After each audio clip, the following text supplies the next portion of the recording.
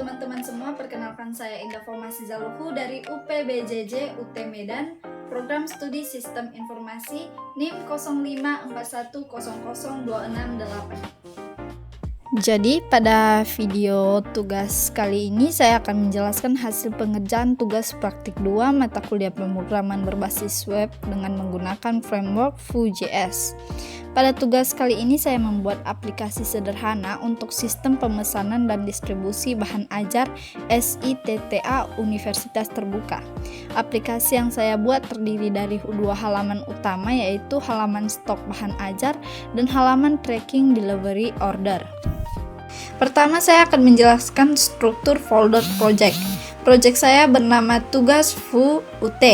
Dalam project terdapat file index HTML yang berfungsi sebagai halaman utama atau navigasi menuju halaman stok dan tracking. Kemudian terdapat file stok HTML yang digunakan untuk menampilkan data stok bahan ajar. Selanjutnya terdapat file tracking HTML yang digunakan untuk melakukan pengecekan status delivery order. Lalu terdapat folder CSS yang berisi file style CSS untuk mengatur tampilan website.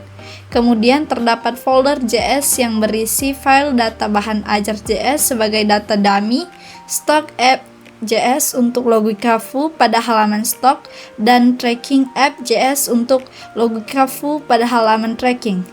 Dengan struktur folder seperti ini, kode program menjadi lebih rapi dan mudah dipahami. Nah, selanjutnya saya akan menjelaskan halaman indeks. Pada halaman indeks terdapat 2 tombol navigasi, yaitu tombol menuju halaman stok bahan ajar dan tombol menuju halaman tracking delivery order. Halaman ini dibuat menggunakan HTML sederhana dan dihubungkan dengan file CSS agar tampilan lebih rapi. Berikutnya saya akan menjelaskan halaman stok bahan ajar. Pada halaman ini saya menggunakan framework Vue.js untuk menampilkan data stok bahan ajar. Saya menggunakan direktif v-for untuk menampilkan daftar data secara berulang dalam bentuk tabel. Nah, selain itu saya menggunakan direktif vtext dan mustaches atau double curly brackets untuk menampilkan data ke halaman website. Kemudian saya menggunakan direktif v-if, v-else-if, dan v-else untuk menampilkan status stok bahan ajar.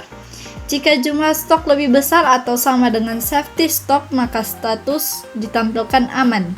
Jika stok masih tersedia tetapi di bawah safety stock, maka status ditampilkan menipis. Sedangkan jika stok habis, maka status ditampilkan kosong. Jadi pada halaman ini, saya juga menggunakan direktif vmodel pada kolom pencarian atau search agar data input pengguna dapat terhubung langsung dengan data pada Vue.js.